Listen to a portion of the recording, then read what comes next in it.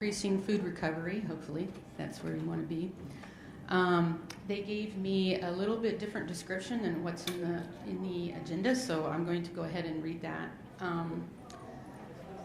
First of all, I'll introduce the speakers. We have Christine Beling, and Christine joined us from at the U.S. EPA in the New England region in December 1994.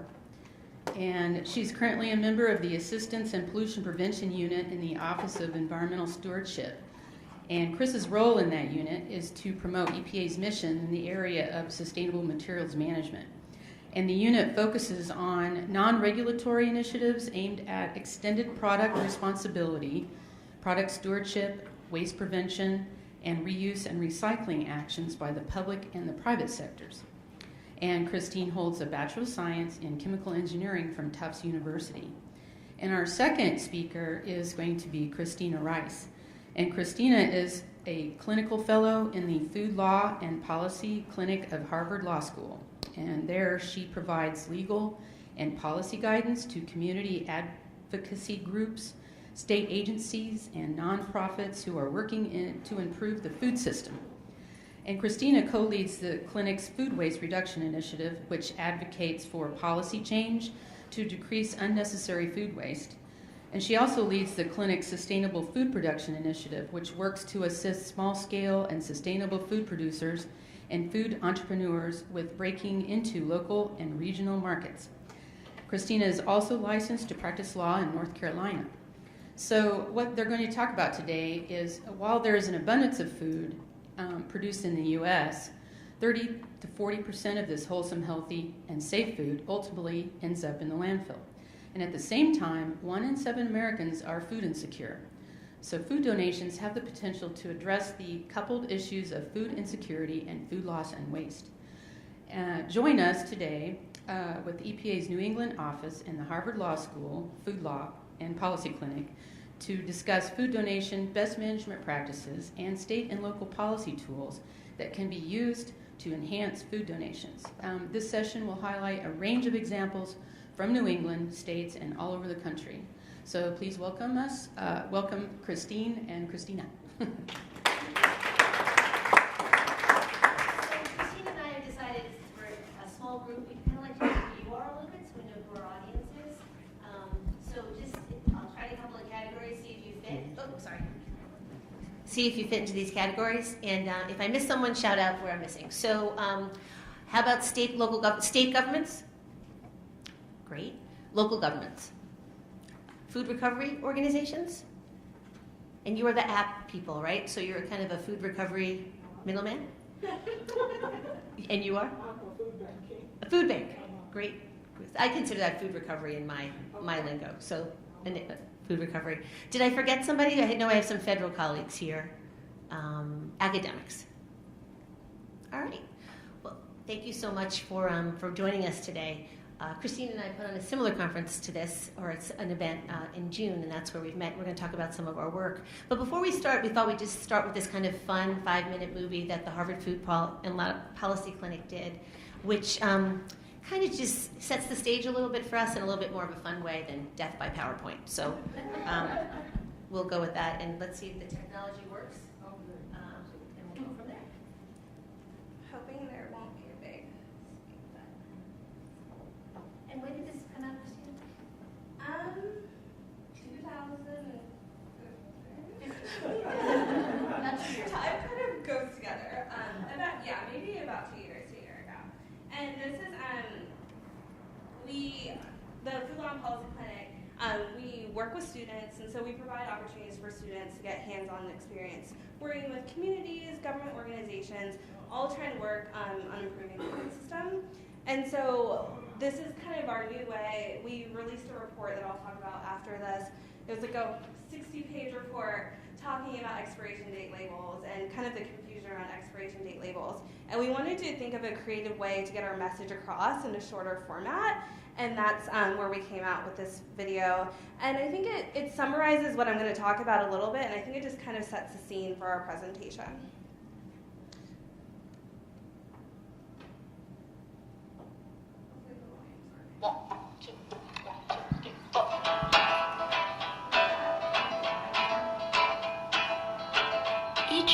U.S., we waste billions of pounds of good food. And much of this loss could be prevented if we reformed our flawed expiration date system. Because what do these dates actually mean anyway?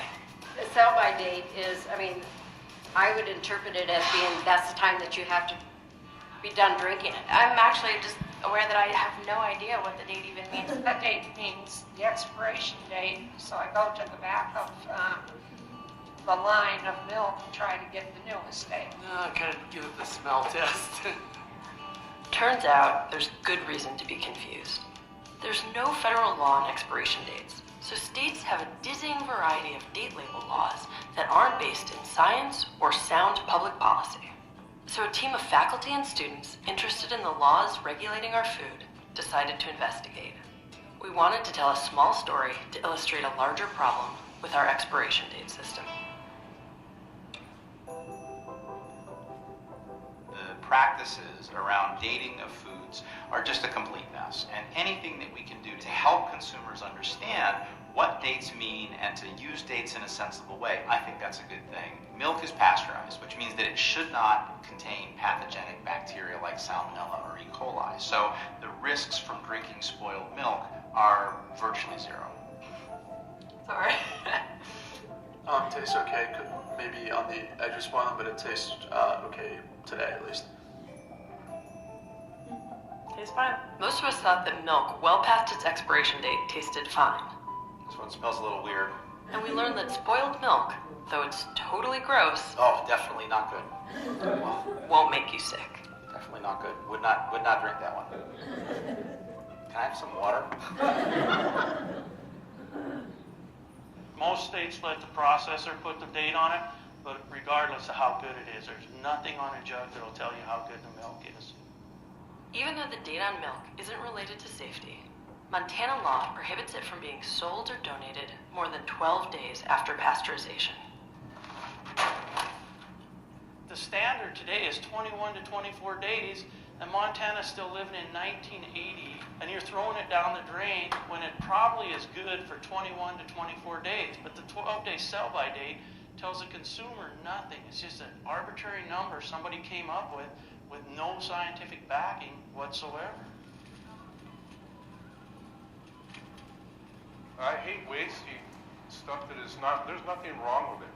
I have customers that, they think that the sell-by date is a spoil-by date, and really they should have another week on it. And it's very, very frustrating watching stuff go down the drain that could be going to a needy family. A sell-by date itself would pour down the drain.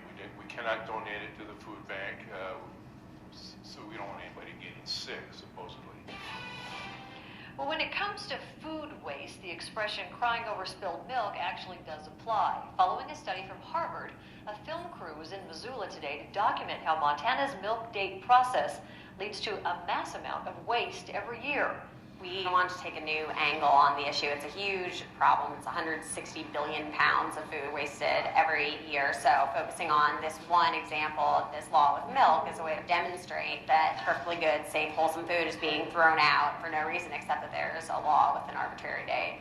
If it lasts 21 days and they're putting 14 or 12 days on it, then just think about the waste and think about what could have gone, where that milk could have gone to help. I think they certainly should be able to donate it, and sell it also. I don't see where there should be a difference there.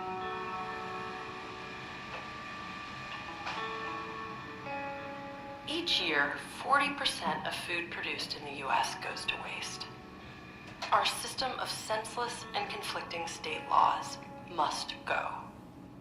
We need a federal law that standardizes expiration dates across products. It should require labels that are clear to consumers, and it should only allow restrictions that are science-based. It's time to change the way we label our food.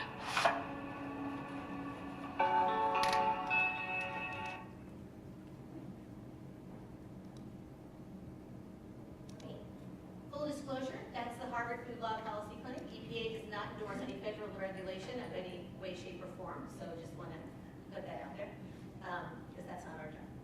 But Christina's going to start off and get us going, and we'll go from there. Hope you enjoyed that. Great. And so I think that's a good example of our work, and we're focusing on laws and policies that impact food recovery, just really reducing food waste. I'm going to skip through a few of these. And we've been working in this area for about 4 years, and our work actually started with date labels and a client coming to us wanting to know, can I sell past date food? Can I repurpose it? Can I sell it in my store? Can I sell food that's nearing the date?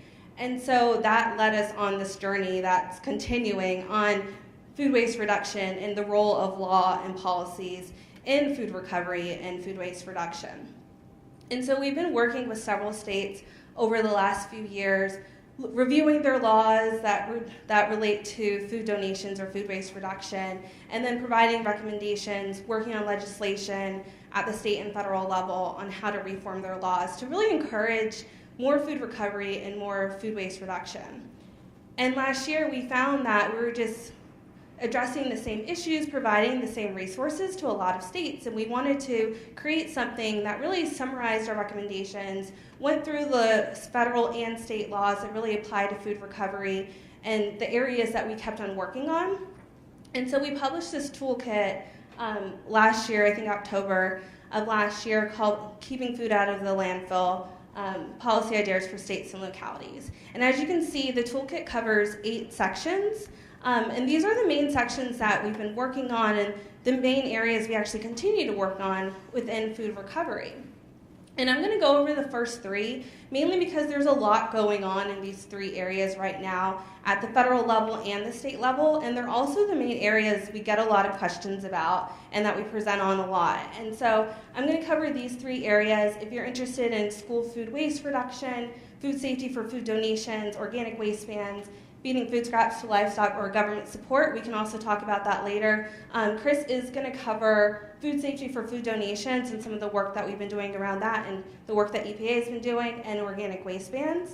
And then for most of these areas, I'll provide a link at the end of my presentation that provides additional resources, a link to the toolkit also for standalone resources that we produced on some of these topics. So I'm going to start with date labels. I think the film really went over a lot of information that I'm going to talk about right now, but kind of want to backtrack and go over it a little bit more, and then provide some updates on what's actually happening since we produced that film. It was a long process. We didn't know making a film would take so long. So a lot has changed since we have released it, but from what you heard in the film, there are a variety of date labels that I think all of you see on your products. I mean, there's best if used by, there's best by, there's sell by, there's a variety of date labeling language that we see every day. And most consumers think they do relate, most people think they do relate to food safety, but in reality, they just are representative of when food is at its freshest or its best quality.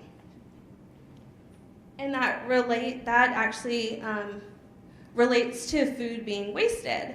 And so we worked on a report last year with Johns Hopkins Center for Livable Future and the National Consumer League to really get some more data on how much food is wasted that's connected to date labels. And we found that 84% of consumers at least occasionally discard food close to or past the date on the label. And then 37% of consumers always or usually discard food close to or past the label. So there is some data there that really does show that connection between food waste and confusion around date labels. And date labels is one area where there's confusion about the different date labeling language, and that all goes to policy and laws for why that is. So as the film mentioned, right now there are no federal laws that actually regulate date labels except for infant formula. So this has left it up to the states to determine what laws and regulations they're going to enact relating to date labels. And so at this point, 41 states, including DC, have date labeling laws. No 2 states actually have the same law. So if you're in New York does not have a law relating to date labels. Connecticut does, and Rhode Island does, and they're all different. So if you're a manufacturer, you have to comply with all these different date labeling laws across all 50 states. And it goes back to confusion too, because there's no standardization. There's all these different date labeling languages in all these different states and all these different food products. And so it's really hard to tell consumers, like, this is what sell-by means, this is what best of use-by means. And that usually results in the food just being thrown in the trash after the date. So on top of the variety of date labeling laws in 41 states and DC, some states further restrict the sale or donation of those foods past the date. And so as you saw in the film, Montana actually is the only state that explicitly restricts the donation of milk past the date. But some states do actually have restrictions that effectively restricts food from being donated. So Massachusetts is one of those states. So any past date food can be donated, but there are further restrictions. The food has to be marked as past date, labeled as past date, has to be segregated from all other foods. And a few things that those are a lot of steps for food banks and different organizations to go through to donate that food, and a lot of it results in the food just being thrown away. So on your map, what's that gray is, there's just no regulations? Mm-hmm. There's no explicit regulations for restricting food, the sales of foods past the date.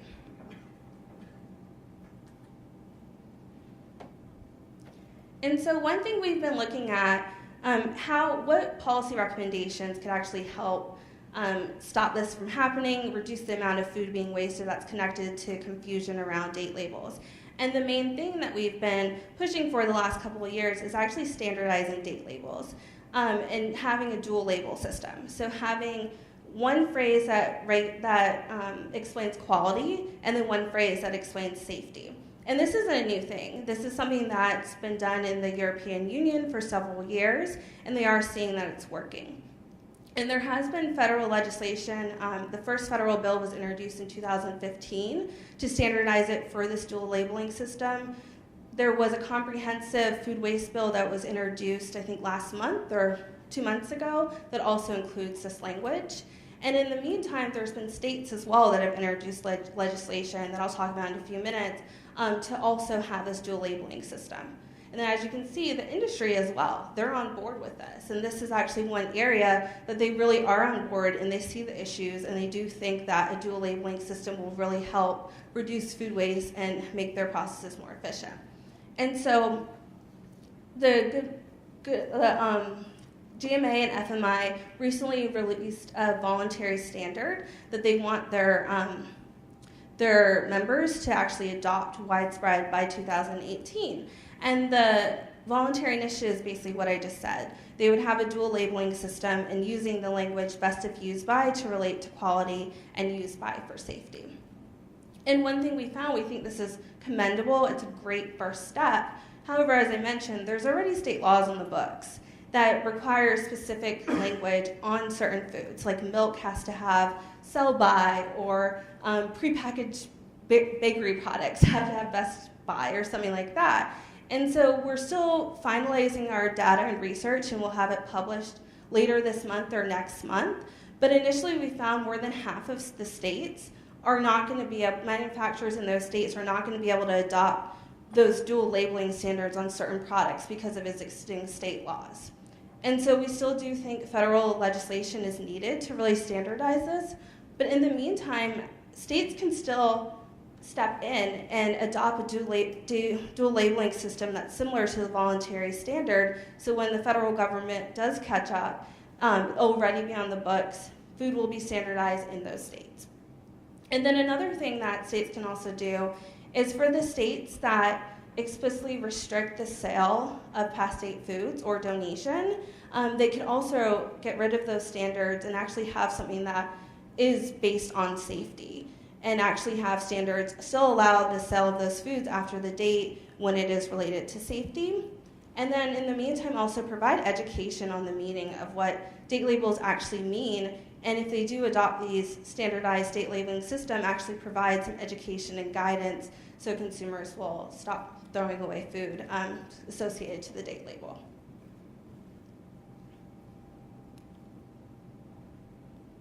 So I think date labels are really closely linked to liability, and liability is one area I spent a lot of time talking about, because within food donation, there's it's related to date labels, and a lot of manufacturers or retailers, they don't want to donate food that's past the date because they're worried about being sued, and there's a lot of confusion around that.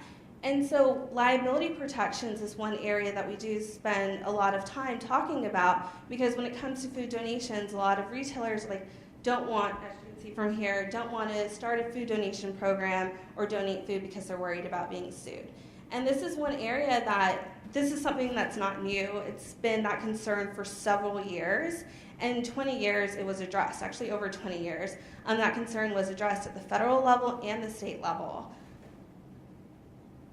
And about 20 years ago, the Emerson Good Samaritan Act was introduced. I'm pretty sure most people here know about the act, but there's still a lot of people that don't and still have a lot of concerns about it. So I'm going to go over the act a little bit, and then also talk about recommendations on how to improve it.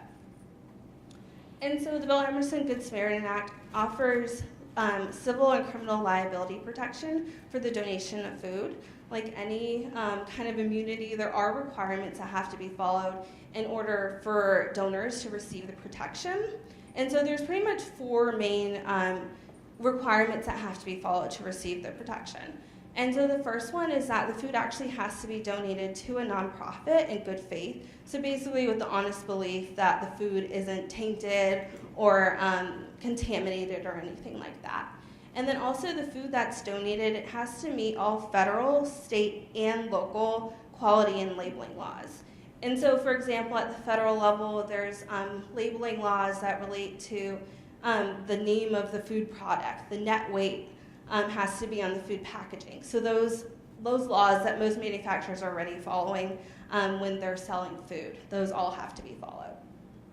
And then also, the food has to be donated to a nonprofit, and the nonprofit has to donate it directly to the end recipients. And in the legislation, it's called needy individuals. So it actually has to be donated to those in need. And needy individuals is one area, it's not defined in the Act, but for the most part, any nonprofits, whatever their clients that they're serving, that would constitute needy individuals. And one thing with that provision, that means that if you're a restaurant and you have perishable food that hasn't been sent out that you want to donate, you wouldn't be able to go and donate it to a housing authority that's close by you. It has to go through a food recovery organization. So there's no direct donations.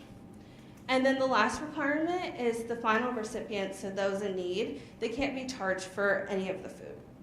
So there can't be any exchange of money.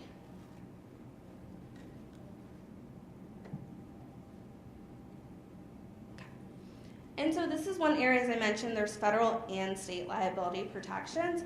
And so all 50 states have some form of liability protection. Most states' liability protections were actually enacted before the Emerson Act, so they've been around for a long time. But they do vary. They very much vary from state to state.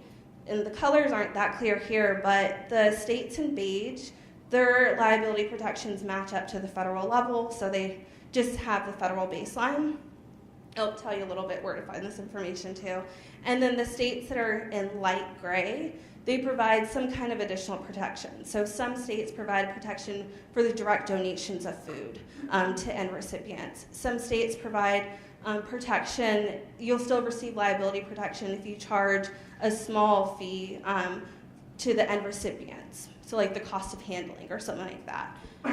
Some states also provide protection for the labeling requirements that I mentioned. Any labeling requirements don't actually have to be followed, only requirements that relate to safety. So they do go above and beyond the federal legislation. And then the darker gray, those are the states that go really above the federal level and kind of like in 2 or 3 different ways. And so our recommendations here, we've gone through all 50 state laws, and we've talked to several different stakeholders and food recovery organizations to figure out what are the barriers, what are the concerns around liability protections for food donations. And there's a lot on the federal level. I'm going to focus on the state level here. But a lot of it we looked at the states that kind of go above and beyond the Emerson Act, and it's really interesting things that their liability protections allow for. And so one example is actually providing liability protections when nonprofit food recovery organizations actually charge the final recipient for food. This provision allows for nonprofit organizations to actually charge a small fee to help cover their operating costs. And it also provides models that can serve a different population than a food bank. For people that maybe for some reason can't go to a food bank or don't qualify for food assistance, this is a different model that could be created when you have this additional liability protection, because it encourages more donors to donate to those types of models. Also, a big one that we spend a lot of time talking about, mostly in the school context, is providing liability protections for the direct donations of food. And the great example for this area is a lot of school districts, they really want to provide surplus food to parents at the end of the week or the end of the day, food that the children haven't taken. And so actually having liability protection that protects them for these direct donations is a big thing. And this is one big area that we're hoping more states will adopt and change their liability protection laws to really help with this. Another one, as I mentioned before, at the federal level and most state levels, all federal, state, and local labeling laws have to be followed. And so actually providing liability protection when labeling laws that don't relate to safety aren't in compliance really will help. So if the net weight is wrong on a food package, you should still be able to donate that without having to relabel the product. That would really help with making food donation more efficient. And then I think the last two are pretty straightforward, so I'll skip through those. Well, the last one I do want to say, I think most people in this room know about liability protections, but there's still a lot of people that don't. And so providing education and awareness about the Emerson Act, about state-level liability protections is really important to really help enhance the amount of food being donated and recovered. And so the last area I'm going to go over is tax incentives. This is another area that it's really helpful and encourages food donation to have a tax incentive that's just for food donation. And it's a really cost-effective and economically beneficial policy at the federal and state level. And it's a win-win situation for states too. Because if they do provide a tax incentive, then more food will be donated and hopefully more food would be reduced, more food waste would be reduced. But also if farmers or businesses don't take advantage, it's no money going out of the state's pocket. So I think it's definitely a dual win-win situation. And currently there are federal level tax incentives. So there's a general deduction, which is kind of just your standard charitable deduction for individuals. If you donate clothes at Goodwill or something like that, and you take that charitable deduction on your tax return, that's a similar thing for a general deduction. And then there's an enhanced deduction, which I will show an example here that really shows the difference between the general deduction and enhanced deduction. It really shows why having an enhanced deduction for food donations is a really good incentive to encourage more food donation. And so as you can see the example here, if you have a bag of potatoes you bought for $30 and would normally sell it for $100, the basis value would be $30, and the basis value is important because that's the amount that you can claim for a general deduction. So in this example, a business would only be able to claim $30 as a tax deduction. But for the enhanced deduction, as you can see here, it's either twice the basis value of donated food or the basis value of the donated food plus 1/2 of the food. It's a complicated equation, and it's the lesser of those. So basically, with this example, you can see here that a business would be able to claim $60 as their tax incentive, which is double that amount. So this is a really small number, $30 for the basis value, but if you think on a bigger scale and bigger businesses with the amount that they're donating, this is a really great incentive to encourage more food donation. However, with a lot of different things, and what we spend on is looking at the issues and the holes within this. And for a long time before 2015, only certain businesses can actually take advantage of this enhanced tax deduction. It was changed in 2015, so now all businesses, not just C corporations, could take advantage of it. And they also made a few changes to the calculations that would allow it to be easier for certain businesses to calculate the fair market value. But there still are a few issues. A tax deduction, it only it makes the amount of your taxable income smaller, but a tax credit actually makes your overall the overall amount of taxes that you owe smaller. And so for low profit businesses that have a smaller tax bracket, a tax credit is a lot more beneficial than a tax deduction. And so what we found is in a lot of states, farmers and certain low income businesses, they're not taking advantage of the federal tax deduction because it's just not worth it, and it's not really helping their overall tax that they owe. And so a lot of states, I will skip through that. A lot of states have stepped in and have really looked at the industries in their states that they really want to incentivize more food donation, and they have a state level tax incentive for a lot of those states. And so at this point, 12 states actually have a state level tax incentive for food donations. 3 of those states just happened this year. So Maryland, West Virginia, and New York. They just passed state level tax incentives this year to really help increase the amount of food donations in their state. And like liability protections, state level tax incentives vary, so they're not the same in every state. And so some states like Arizona, their tax incentive is just for restaurants, and that's industry they felt that really needed to be supported for food donation. Most of the states target agricultural products or farmers, and pretty much all of the states, with the exception of Arizona, their tax incentive is structured as a tax credit. And I think they have realized too that a tax credit is a better incentive than a tax deduction. The main recommendation here is for more states to offer a tax credit for food donations. As I mentioned, only 12 states do this right now, and so there is a lot more room for states to offer a tax credit to really help with more food donation. And we have a lot of recommendations in our report on how this should be structured and suggestions on what to look at when you're thinking about structuring a tax incentive for food donations. And I think the main thing is to structure the incentive as a credit, as I mentioned. And then also, one thing that's interesting is maybe most states do not provide the tax incentive for nonprofit food recovery organizations that charge for the food, as I mentioned when I was talking about liability. So actually providing that incentive to actually encourage more businesses to really flourish that want to start a different kind of food recovery model. And then the last one is to provide a calculation or an incentive that covers transportation costs and processing costs. Transportation is a huge expense for most food recovery. It's usually borne by most food recovery organizations, but if there is some kind of tax incentive that covers transportation costs, maybe there's a way that that incentive could be given to a food recovery organization or can help encourage more food recovery organizations, more food donors, to donate more food.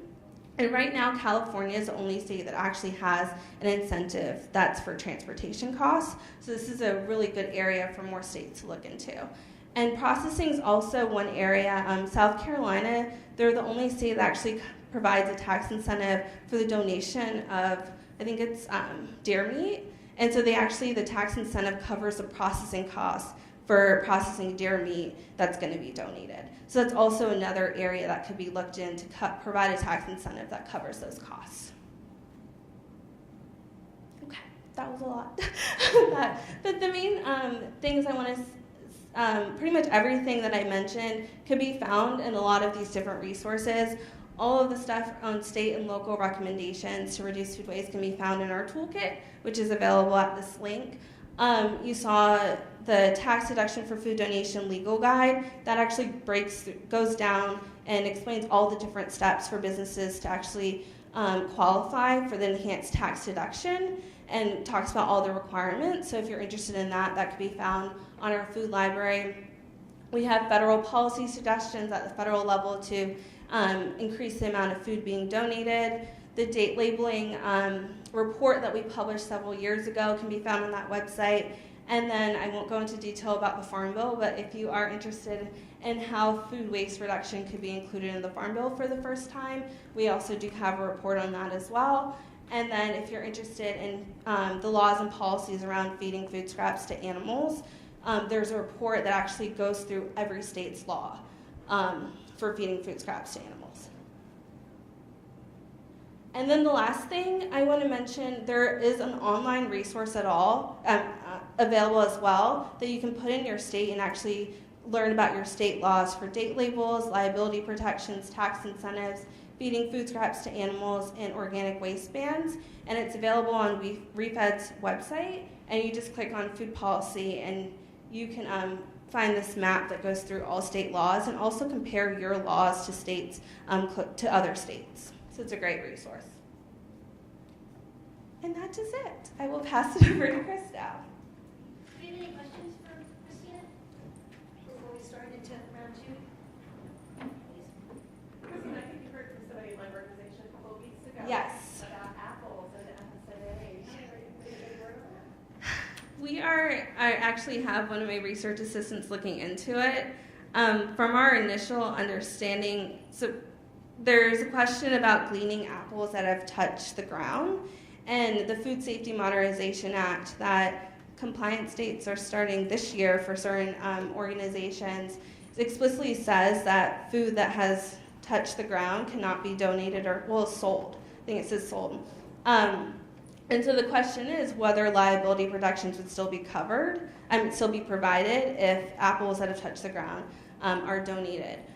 I still need to look through it. I have an initial answer that I want to double check before I say it. My initial reading is they can't be, but there's specific language in the act that I'm trying to figure out if food safety laws actually would apply under the federal laws that need to be followed for the Emerson Act, because right now it just says quality and labeling laws. So I am interpreting that right now, which is why you have not heard from me right now. So I will, it's on my list to get back to y'all by tomorrow. Yes, so it's on, but I mean, right now that's one thing, and I didn't mention this, but at the federal level, one main area that we're focusing on, and there's legislation that's introduced to this effect, is to actually have a federal agency in charge of the Bill Emerson Good Samaritan Act, because there's no guidance. There's not an agency that you can go to if you have these questions that haven't been addressed, and there's no record of whether the Emerson Act would apply in these circumstances. And so that's one main area we've been pushing for as well, and there is legislation that's introduced in the House that hopefully will pass and provide this guidance. But yeah, you will hear back from me shortly about that. Yes. In Iowa, and we've been trying to solve the food scraps to animals. It's actually on the books in our IDOLS division, the Department of Agriculture and Land Stewardship, but food has to be, in order for an animal to eat it, it has to be boiled at like a certain temperature, and that tends to be where we lose any opportunity to, send that food to our agricultural side. Is this something that is happening in other states? So with the feeding food scraps to animals, so there are federal laws that for certain food products they do have to be boiled at, I can't remember the temperature off the top of my head, but those are usually only products that contain animal byproducts. But see, our law doesn't implicitly state that. It's more vague than that. Interesting. So with the feeding food scraps to animals, there's federal, so it's similar to liability protections. There's a federal baseline, so there's several federal laws that apply to feeding food scraps. And states can be more restrictive, and so some states do require all food products to be boiled at the temperature, can't remember, it's like 270 degrees. Really high. It's really high. Yeah. But states could change their laws to only apply to, I think it's only animal byproducts that are fed to swine, and then for certain ruminant animals as well, they can't have any animal byproducts. So they could change their laws to only apply to animal byproducts that have to be boiled, but any kind of vegetable food scraps or fruit food scraps, those would not have to be boiled at that temperature. And a lot of those laws are because of foot and hand mouth disease and a lot of those outbreaks that happened. And so that's pretty much the only wiggle room at this point with states for changing their laws, unless it wanted to advocate for that to be addressed at the federal level to change that. The report has a table that goes through all of the state laws that compares what the states are doing, and then also the refed policy tool has those as well, if you want to see what the other states are doing. And there should be an interpretation of your state's law as well in that report. I'll look at that because, I mean, I've looked at our own, like, I work for DNR, iDolls is downstairs. And we haven't been able to get on the same page with them as it relates to food scraps to animals. That's actually one of the areas I worked on a lot at the clinic. So I think that's, if there's more things you wanted to do in that area, definitely feel free to reach out to the clinic and we'd be happy to work with you. That'd be great. You mentioned that Europe's adopted the dual date labeling system a while back. Have there been any studies that show what kind of an impact it has had on the amount of food that's being thrown away since they switched to that dual labeling system? I don't know of any recent studies off the top of my head. I know there was studies, I think it was in 2012, so it might have been before it was, around that same time, that just showed the amount of food waste connected to date label confusion. But to my knowledge, there hasn't been any studies actually since that's been enacted on if that's been reduced. There might be something out there, I just haven't looked into it. That's a good question, though. You talked about the donations, not dealing with mislabeling, so if you get the quantity wrong, but if you'd also then relax the opportunity to sell for a small fee, are those two going to be problematic in the sense that you may be selling something on a weight that's not verified? That's a good question. All of a sudden, commerce is based upon a labeled quantity that might be right. So. Yeah, I mean, that's a good question. We haven't, so there is one retail store at this point that is selling donated food called Daily Table that's located in Massachusetts. And there are about 7 states that provide liability protection for food to be sold at usually the cost of handling, or they have different calculations, which is why Daily Table has been able to operate in Massachusetts. To my knowledge, they haven't had that issue. I think a lot of, it could have, to my knowledge, it hasn't happened, but that's actually not something that we found to be an issue too much. The main thing and the main reason for that policy recommendation is for a long time, this is still happening at the FDA level, but a lot of food banks, they'd actually have to get permission from the FDA if they wanted to relabel food product if the net weight is wrong. The USDA has addressed that issue and has a memorandum out and like a process to change the net weight. But for the donation side, that's a good question, to tweaking the language. For the donation side, I mean, food could still be perfectly safe to donate if the net weight is wrong. But on the commerce side, that's a really good question.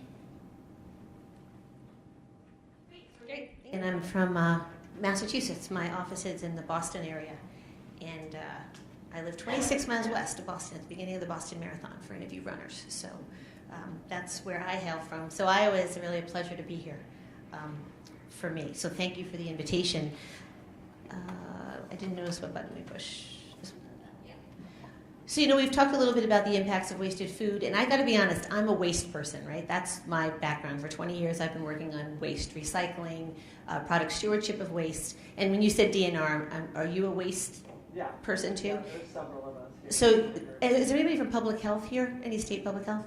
So, you are not my people, for the most part. I come at it from the waste angle. So it's really been gratifying over the last couple of years to see how communities have come together and how this issue has morphed into a much bigger angle than just, the environment. We've talked about the environment, 40% of the food we waste. It's 50% of the land, 80% of our water consumption, 10% of our energy use. So that's the environment. That's me. That's the angle. And the economy, obviously, the wasted money. I work under the Resource Conservation and Recovery Act, right? We're not supposed to be wasting resources, so there's the monetary thing. But the society, the third part of the triple bottom line, is really the feeding people angle. And it's really been a pleasure to get to know that community and to morph our goals together. So that's where this presentation is coming from. Again, here's the food lost and waste goal that we mentioned this morning. First time ever that someone actually put this down. USDA and EPA played nice in the sandbox. If you also look at this, though, it's also a UN sustainable goal. So, the food waste issue or wasted food issue isn't just in this country, it's internationally. And also the Conference of Mayors has adopted this goal. So just wanted to make the point that, this is a very all-encompassing goal, well beyond just our borders. I often get the question, where is our food waste coming from? And I have 2 slides that talk about that.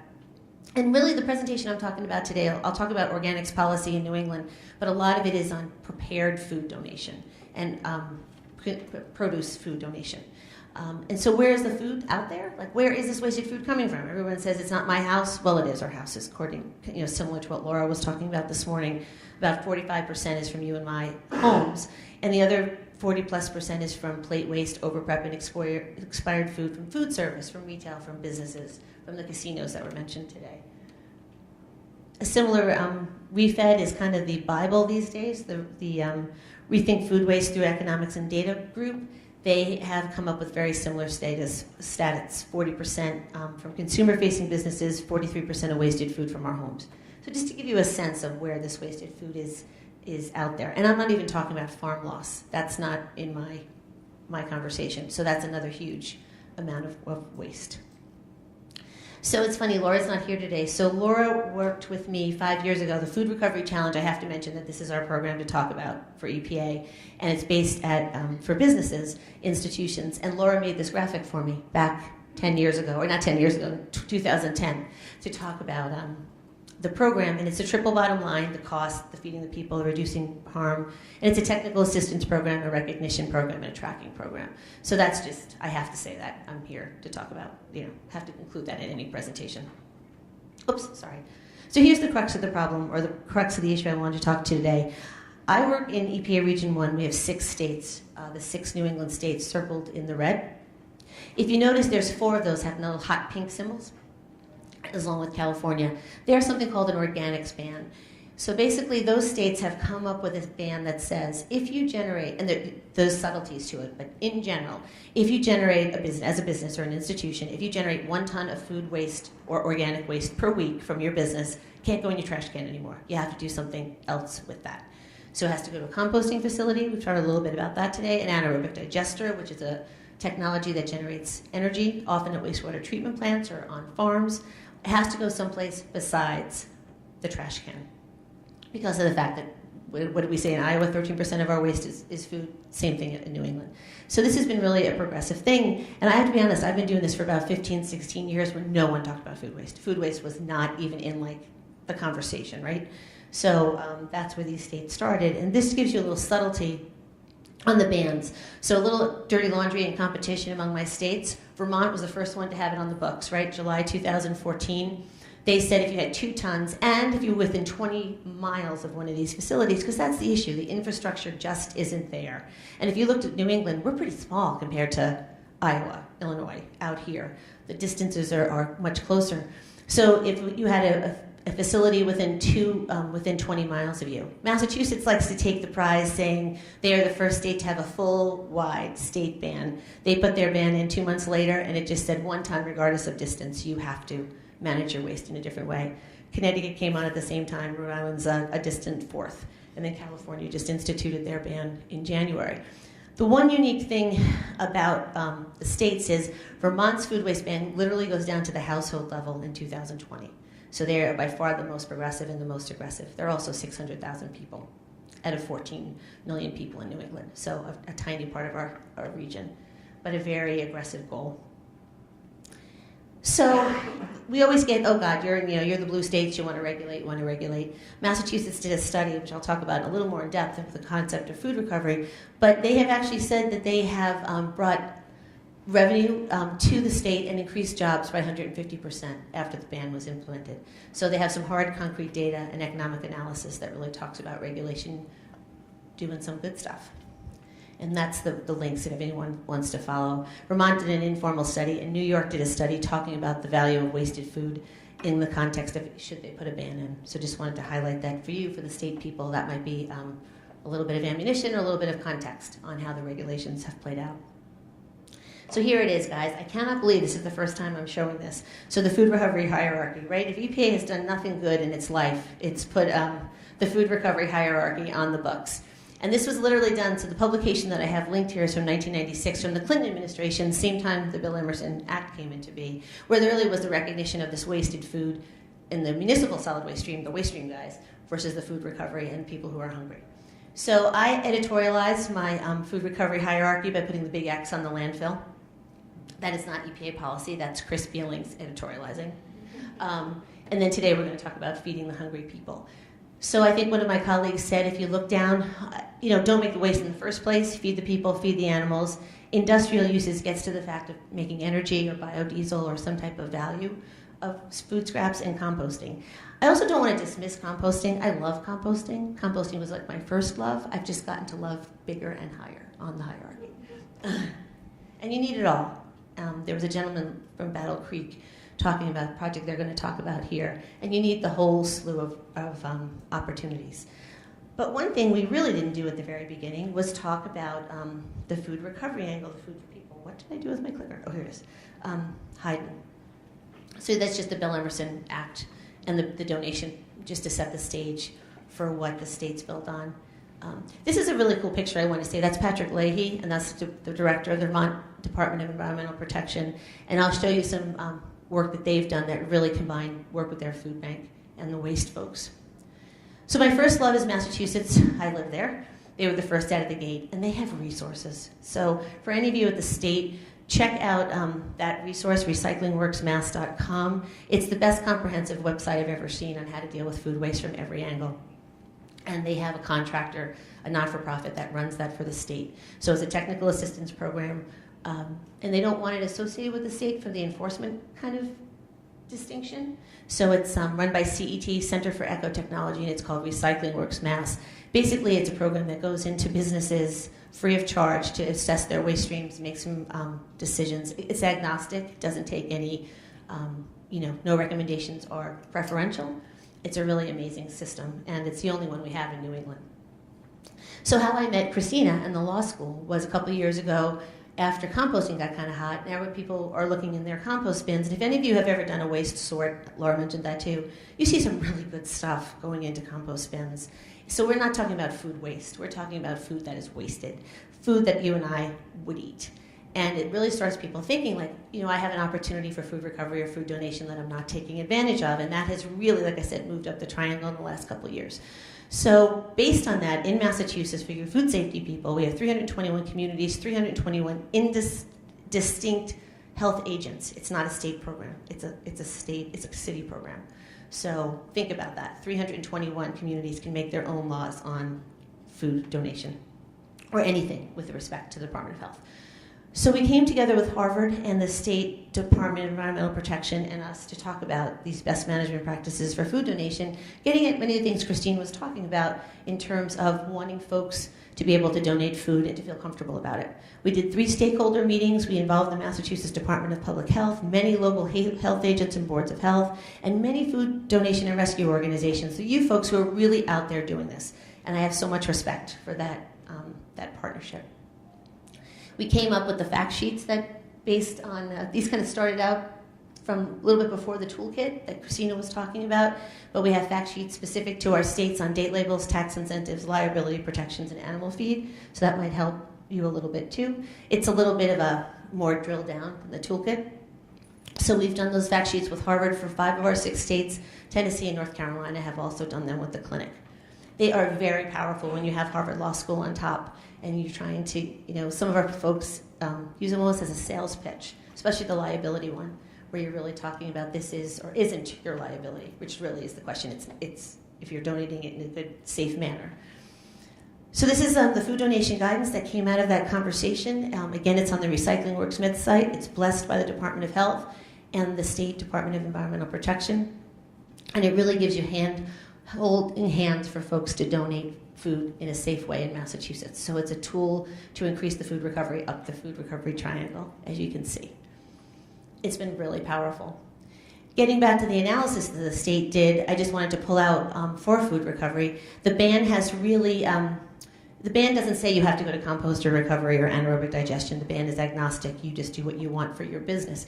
But it has really just kind of raised awareness to the opportunities. And again, it has really raised awareness. When you stand at a Whole Foods and you're seeing what's going into their tanks to be recovered, it blows your mind. You know, a thing of blueberries had one blueberry with one little speck on it.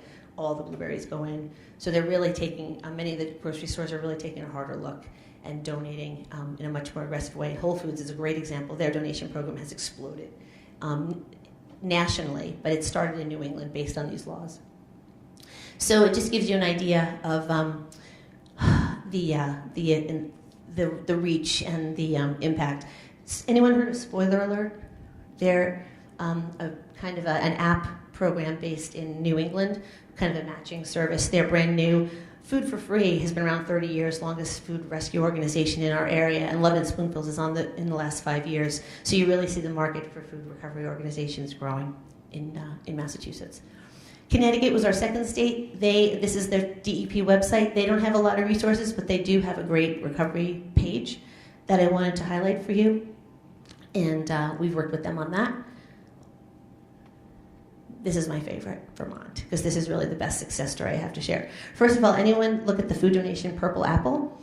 So that is a standard label that Vermont's been using, and we're starting to use in some of our other New England states to kind of have some consistent recognition of what's going on. So food donations, Purple Apple, composting is a green Eaton apple, and trying to really brand it, that food donation is part of the hierarchy.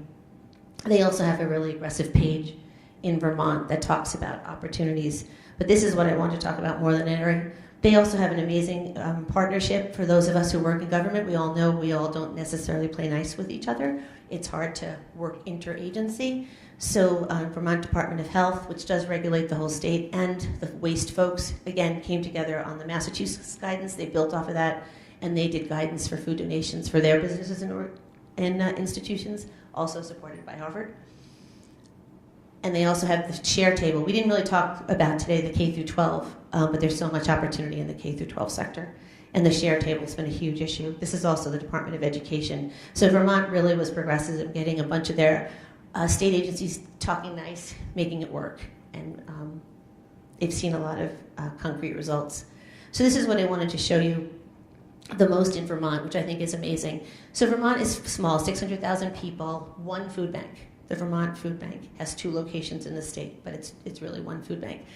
But when they started this partnership with the waste folks, they realized there's so much opportunity out there, and if everything has to go back to a centralized location through the food bank, they're just missing opportunities. So they started a retail partnership agreement where food is now donated to food pantries directly from a grocery store or another institution. Farms are big too in Vermont, the gleaning aspect. The first year after the ban and all this kind of partnership kumbaya started going on, they saw a 30% rise in their food donations to the food bank. In year 2, 40%, last year 10% on top. So they're still seeing an increase in food donation based on really what they're believing, the Universal Recycling Act and just the organics ban in Vermont. And it's been kind of like unlikely bedfellows, but really successful partnerships.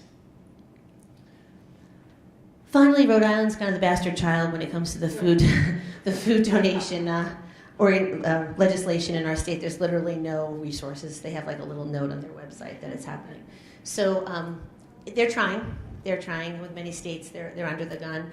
So with Johnson & Wales University, some of you might have heard of them, Culinary Institute in Rhode Island, they have started working on, they call it Spread the Surplus. We did a big forum to talk about for surplus food down there. And interestingly enough, a new governor came in, and she hired a woman, we're calling her their food czar. She works for the governor, and she's been tasked to develop a food policy analysis for the state, which just came out last year. And food waste was prominent in there and what to do with it. And another offshoot, which this is the first I've ever seen about this. This is the Department of Health. They're starting an initiative called Road to End Hunger. And basically with the recognition of wasted food and the public health issue of food insecurity. So it's really an amazing partnership between different parts of government, and we'll see where that leads. Maine does not have any regulation up in New England, but I didn't want to put them out because they did a Feeding the 5,000 event. Has anyone heard of these? Food Tank, it's a group in England. It's pretty much a stone soup concept. You glean from certain farms, People chop, people cook, you put it out in a public square. We had a beautiful day like this in October. We did it. You have some programming, you bring in some kids who are composting in their school, their parents come, the people at lunch come by and walk, everybody gets free soup.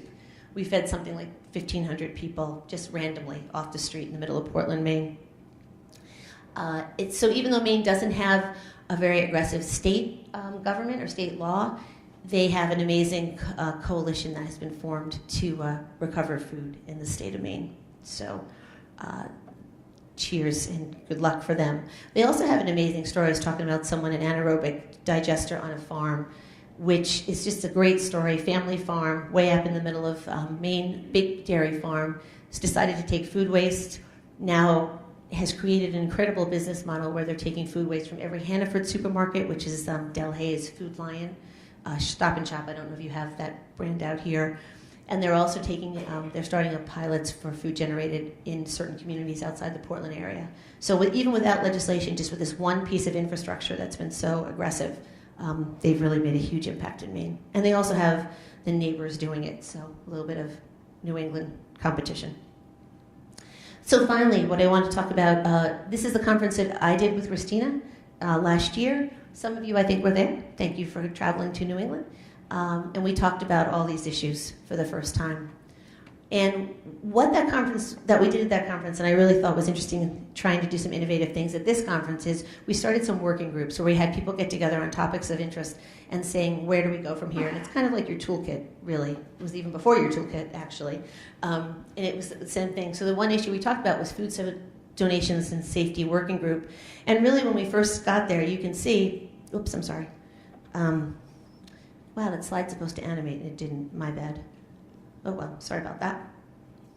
But it basically talks about, can you go down and just make it full screen? Sorry, I don't know how to do that from the clicker. It just basically talked about how food donation really was an opportunity that was untapped, and how do we get there? And how do we get there safely? Because I do want to say, again, it's wasted food. It's not food waste. We never want to feed anyone anything but wholesome food, and there's an opportunity there. So basically, we got together this group of people who were very passionate about this issue, and I think you just have to do full screen mode and you're good.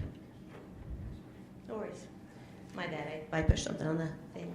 And so we've gotten together with this group who was just self-selected, just folks who've been to the conference who were interested and wanted to move forward. And we started to talk about what we need to do to make this safer. Oops, sorry. It's okay, it's just my notes.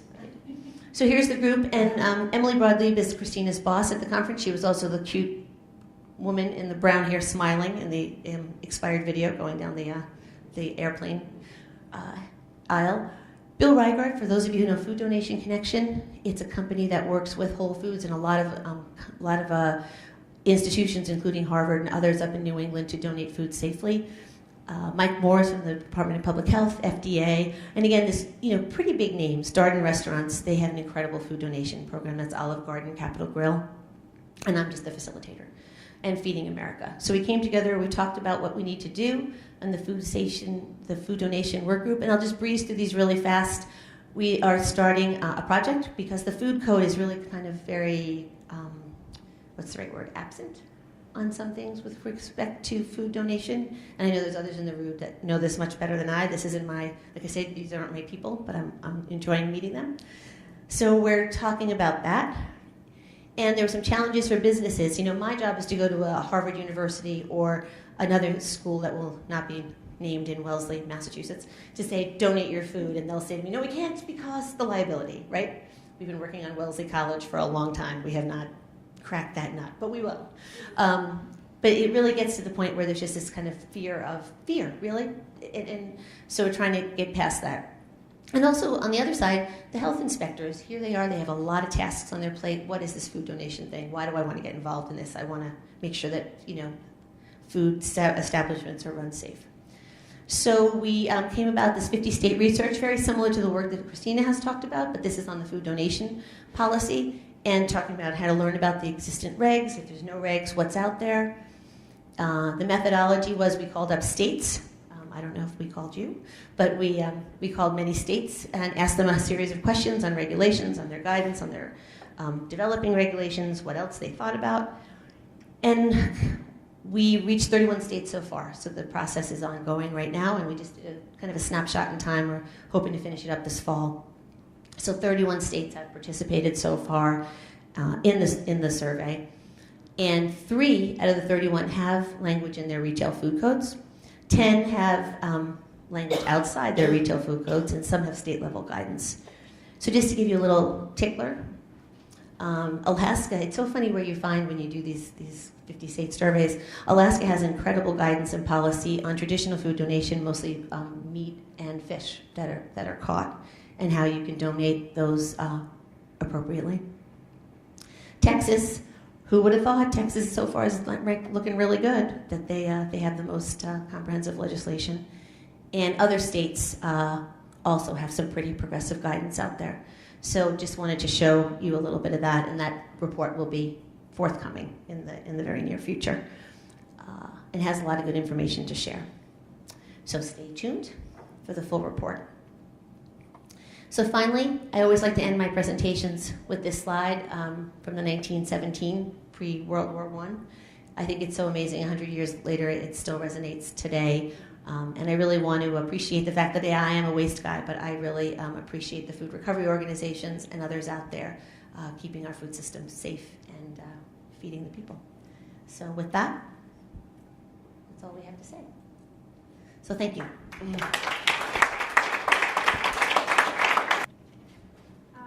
Massachusetts, it looks like did an economic study on the impact of the composting industry, it looks like. So they did, So the economic study was on everything. It was on the composting industry, the anaerobic digestion industry, and I just highlighted food recovery. But it did, if I could pull up the slide, I can tell you, the numbers were pretty amazing. And the infrastructure has grown, the revenue to the Commonwealth has grown, and it really is the first study that really gives some very concrete examples of, positive net impact. So I could be happy to, provide that to you. Well, my question is more, so Vermont saw such a large increase in their food donation. Did they have any economic impact related to the increased amount of food donation that they've done, or have they not done? They haven't done a study. They did what they called an informal study, where literally a staff person inquired. In a lot of the states, I don't know about where you are, but the job creation is kind of a big thing. So that's what they were going for in Vermont, was just to see if they could show an impact in job creation, which they did. 70 jobs, which again, in a state that size is not a bad story. So, sure. The ban, I've got a couple questions about the ban. Sure. What are the teeth behind it? Does it just, I've heard stories that food donation places are just getting a lot of food that they then have to throw away themselves. And right. What about Seattle? Was that not enforceable? The compost in Seattle? The outlawing of dumping organics in your own waste packs because of the intrusion of privacy issues. Oh, yes. So that's a different issue. I won't deal with King County. But so the states are all very different. And I will say they always get the question about enforcement. Massachusetts does do what they call waistband inspections, where at a transfer station where your trash truck might come, they have inspectors go around the state and actually inspect what's in a trash load, and then they track it back to the generator. And those generators are cited with notices of violations. I won't say it's perfect, but there is an enforcement arm in Massachusetts. The other states have not really done enforcement, mostly because it's only 2 years old and everyone's trying to be nice and doing community outreach and going from there. As far as the food banks, that was a real concern about dumping food on the food banks. And I will say the food banks are smart. The Greater Boston Food Bank, they have very strict protocols. So again, you'd have one incoming load where you're giving them something not worth it, they don't work with you again. So there are some procedures and criteria that have come about, but it hasn't been a deluge, which I think people were afraid of. So that. And then the Daily Table, which we mentioned earlier, which any of you should Google, it's an amazing story. It's the gentleman from Trader Joe's who now repurposes food and sells it in a store in Boston. It looks like Trader Joe's when you walk in, and only you can buy, a meal for $1.62. So they've worried about that too. And he tells a story where he's afraid of turning people down because he wants the food to come in. So he's got a little bit different criteria, and he has had some issues. But I think it's dependent on the food banks. But the food banks are tough, and they should be.